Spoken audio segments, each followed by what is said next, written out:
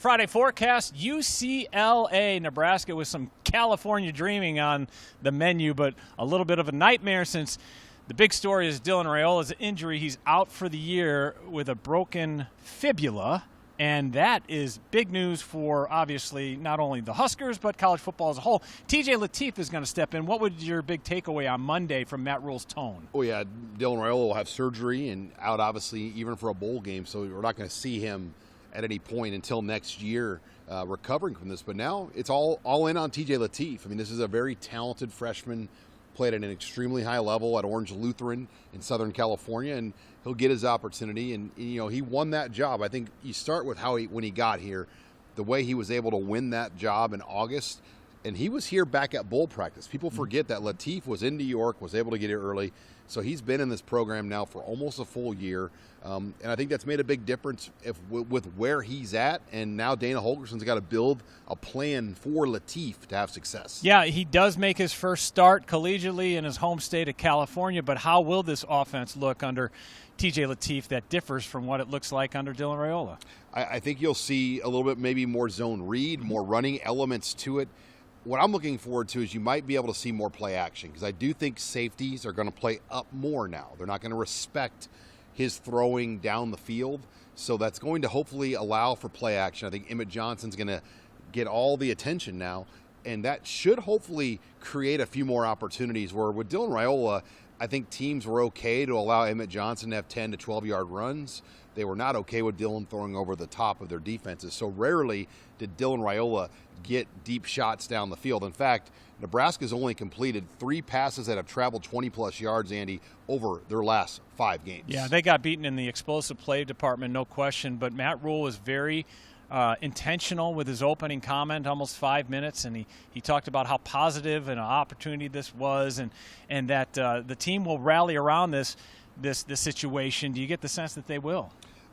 I think they will. I mean, look, you're going to go out to L.A. There's going to be 25,000 Husker fans out there. If that doesn't lift you up for this moment, I don't know what will. But it is a huge blow. There's no question, because everything on this season was built around Dylan Raiola. The receivers they brought in, the offensive linemen they brought in to kind of build a unit around him for success. So now you have to pivot that plan.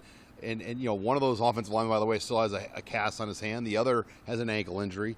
So there's a lot of questions about this offense and what it will be. But on the positive side, Emmett Johnson, I mean, he's by far the leading rusher in the Big Ten by almost 150 yards in terms of total yardage. He's the only back over 1,000 yards right now. He leads the conference with 28 runs of 10-plus yards. And look, Andy, UCLA has not quit. I mean, this is a team that's still battling for this interim coaching staff. And they see an opportunity to get a win and maybe get to a bowl game still. Yeah, it's interesting. The UCLA, they start 0-4. They fire Deshaun Foster, but Tim Skipper's taken over with Jerry Neuheisel as his offensive coordinator. It's like you can't mention Skipper without Neuheisel. It's like one of the same. Neuheisel's getting so much pub, and probably rightfully so, especially for the early going. This is a dangerous team, not just because of the reinvigorated team morale point of view, but also they have a running quarterback, and that always lifts red flags for Nebraska's defense. Yeah, because you can't scheme for that. And if you study the Power 4 games this year, every quarterback Nebraska's played that is mobile has had their most carries against Nebraska. So you've got to expect Nico, UCLA's quarterback, to do a lot more scrambles. Maybe not all true runs, but I think he'll take off more. So the edge discipline and some of the things that have hurt Nebraska, they have to be there in this game, because they've just not been good at getting quarterbacks down on the perimeter, on the edge, and just playing some of the zone read elements of what UCLA might try to bring at them. Yeah, how important is it to get a clean shot at Nico?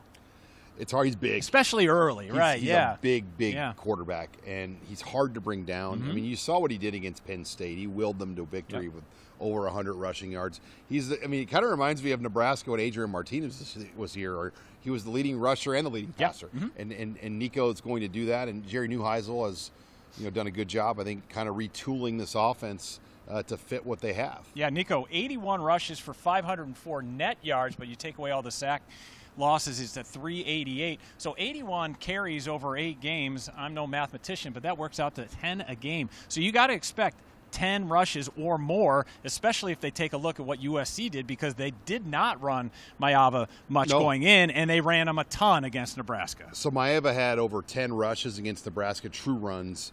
The previous 2 weeks combined, he had 1. So the book is out on Nebraska. Every team with a quarterback that's mobile has run it more than they've run it all year to that point against the Huskers. Brennan Sorsby had 14 true rushes in that game against Nebraska to start the year, and I felt like that opened the book. Even Bryce Underwood and Malik Washington ran it more than they've shown all year in earlier games. Lindsey was different. He was not a runner, but he still got a touchdown on a sneak. So I do think you got to be ready for that, and that will be one of the biggest keys this week out in L.A. And a weird start time. Let's make sure people know it's an 8 o'clock Central Time start. That means 6 o'clock out on the West Coast. Kind of a rare deal. Yeah, and it's a interesting TV lineup for the Big Ten this week, Andy, because you've got an 11 o'clock game, you got a noon game, you got a 1:30 game, you got a 2:30 game. Every single game on television Saturday staggers by an hour. Start, There's not an exact kickoff at the same time, and this is the only night game. NBC has a Notre Dame night game this week, so this is the only night game, and I think Fox and NBC kind of horse traded a slot where Fox gets an extra night window, and NBC the other day got an earlier window with a doubleheader. It's a unique setting, no question. It's UCLA coming in at 3-5 against Nebraska 6-3. It's an 8 o'clock Central Time start Saturday night. It's on Fox.